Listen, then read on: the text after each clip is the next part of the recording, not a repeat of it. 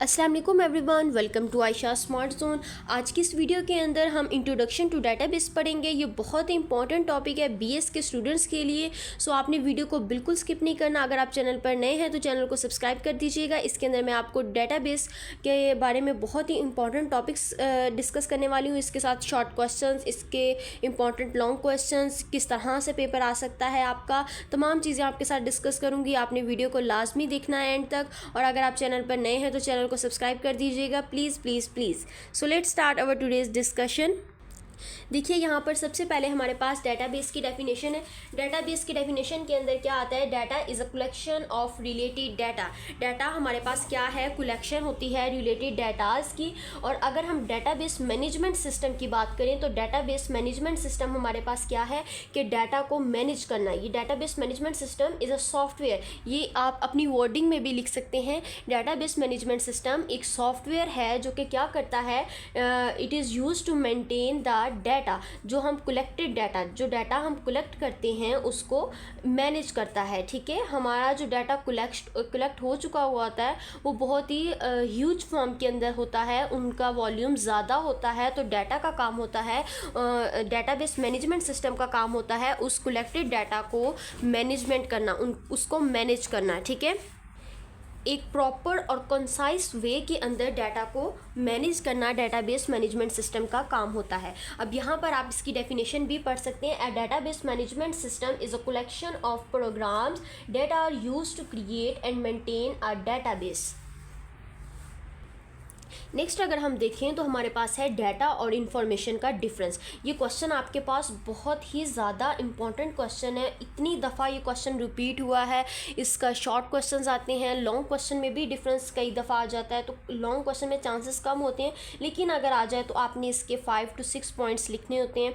लेकिन short question के अंदर आप 3 पॉइंट्स भी दोनों के लिखते हैं तो दैट्स इनफ। सो हम यहाँ पर इनका डिफरेंस देख लेते हैं। Data is a raw fact और फिगर और एंट्री। डाटा हमारे पास रॉ फैक्ट, फिगर और एंटिटी कुछ भी हो सकता है। ठीक है, लेकिन when activity is an organise that take place, the earliest of these activities need to be recorded which is known as data. हम जो भी एक्टिविटी परफॉर्म करते हैं और किसी भी ऑर्गेनाइजेशन के अंदर उसको रिकॉर्ड किया जाता है। We need to record these activities. उन एक्टिविटीज़ को रिकॉर्ड करने को हम डाटा कहते हैं। ठीक है, normally huge in its volume. Data जो होता है वो ज़्यादा होता है अपने वॉल्यूम के हिसाब से। It is used really use as a input in the computer. इसको हम इनपुट के तौर पर कंप्यूटर के अंदर इस्तेमाल करते हैं। अगर हम इंफॉर्मेशन की बात करें, प्रोसीडेड डाटा, यानी ये जो डाटा हमने कलेक्ट किया है उसके ऊपर एग्जीक्यूशन की जाए, उसके ऊपर प्रोसेस किया जाए तो वो हमारे पास इंफॉर्मेशन कहलाएगा। ठीक है, process data is called information. यानी जो डाटा हमारे पास ये गिवन था उसके ऊपर हम प्रोसेस करें, कोई फंक्शन परफॉर्म करें, उसकी एग्जीक्यूशन करें, वो हमारे पास इंफॉर्मेशन कहलाएगी। ठीक है, the purpose of the data processing is to generate the information or required for carrying out the business activities। अब क्या पर्पस होता है? Purpose of the data processing, data processing का पर्पस होता है जनरेट करना इंफॉर्मेशन। यानी ये डाटा के ऊपर प्रोसेस क्यों किया जाता है? प्रोसेस करने का मकसद क्या होता है? The process of the data processing is to generate the information. Information generate करना उसका मकसद होता है। ठीक है, normally short in its volume. Information जो होती है वो शॉर्ट होती है अपने वॉल्यूम के हिसाब से, जबकि डाटा लार्ज होता है। फिर हमने क्या पढ़ा? इट इज़ यूज्ड रेयरली, जबकि इंफॉर्मेशन यूज़ होती है फ्रीक्वेंटली। वो कभी कभार रेयरली यूज़ किया जाता है, जबकि इंफॉर्मेशन जो होती है वो फ्रीक्वेंटली यूज़ होती है, यानी बार बार यूज़ होती है, मोस्ट रिपीट हो रही होती है, बार बार रिपीट हो रही होती है, वो हमारे पास फ्रीक्वेंटली कहलाएगा। ठीक है, use as a output of the computer. इसको हम आउटपुट के तौर पर इस्तेमाल करते हैं, जबकि हमने डाटा में डिफरेंस पढ़ा है कि ये इनपुट के तौर पर इस्तेमाल होता है। आई होप सो कि आपको इन दोनों का डिफरेंस बहुत अच्छे तरीके से क्लियर हो गया होगा। ये बहुत ही इंपॉर्टेंट क्वेश्चन था, आपने इसको अच्छे से मैनेज करना है। ठीक है, नेक्स्ट हमारे पास है in general data management system consist of the following task. अब डाटा बेस मैनेजमेंट सिस्टम के अंदर जो टास्क परफॉर्म किए जाते हैं वो कौन कौन से हैं? डाटा मैनेजमेंट के अंदर हमारे पास डाटा कैप्चर होता है, data classification, data storage, data arranging, data retrieval. ये इसके 5 पॉइंट्स आपने हेडिंग्स इसकी याद कर लेनी है। देन आप अंदर की इंफॉर्मेशन खुद भी लिख सकते हैं, जस्ट आपका कॉन्सेप्ट क्लियर हो तो। तो अब मैं आपको बताती हूँ डाटा कैप्चरिंग क्या होता है। फॉर एग्जांपल, आप कहीं कोई आपको चीज़ अच्छी लग रही है, कोई व्यू अच्छा लग रहा है, तो आप उसको कैप्चर कर लेते हैं, अपने मोबाइल के अंदर कैद कर लेते हैं। कैप्चर का मतलब यही होता है ना कि आप कैप्चर कर लेते हैं किसी व्यू को।